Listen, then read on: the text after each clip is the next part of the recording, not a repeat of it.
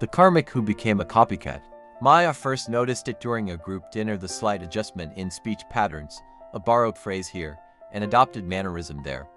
Nothing worth mentioning, nothing concrete enough to point out without sounding paranoid.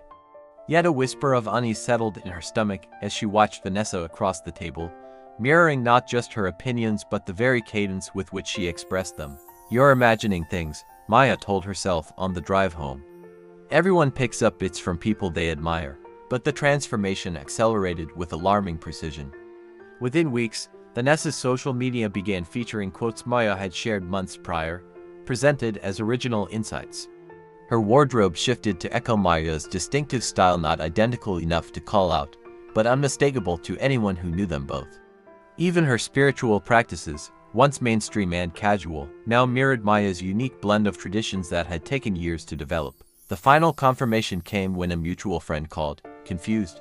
"I just had the strangest conversation with Vanessa," they said. "She told me this childhood story about growing up near the coast and finding sea glass after storms. But Maya, that's your story. I remember you telling it last year at the retreat." A cold realization washed over Maya.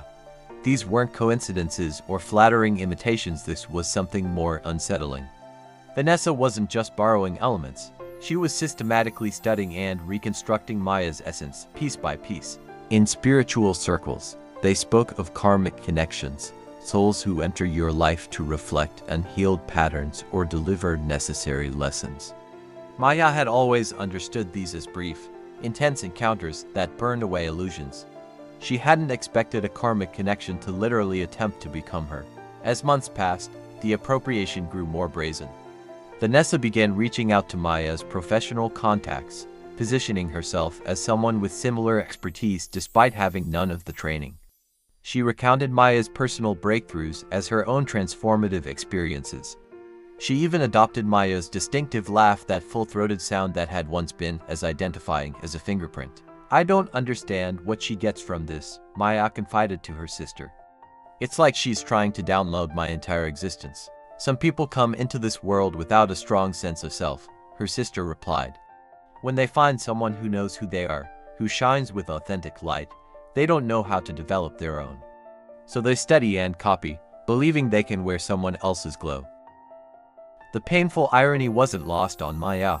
The very authenticity Vanessa was attempting to steal was something that couldn't be copied. It had been forged through Maya's unique experiences, challenges, and inner work.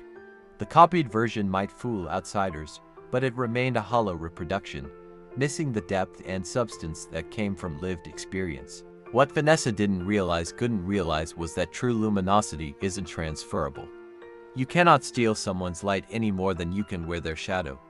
What appears as glow is actually the outer manifestation of inner alignment, something that must be earned through one's own journey. Maya considered confrontation, but recognized the futility. How do you accuse someone of stealing something as intangible as your essence? Instead, she chose a different path, one of deliberate authenticity and continued evolution. If she wants to be the version of me from 6 months ago, she can have it, Maya decided. I'll be too busy becoming who I am now. She doubled down on her inner work, exploring new aspects of herself that had previously remained dormant. She shared less publicly, reserving her deepest insights for those who had earned her trust.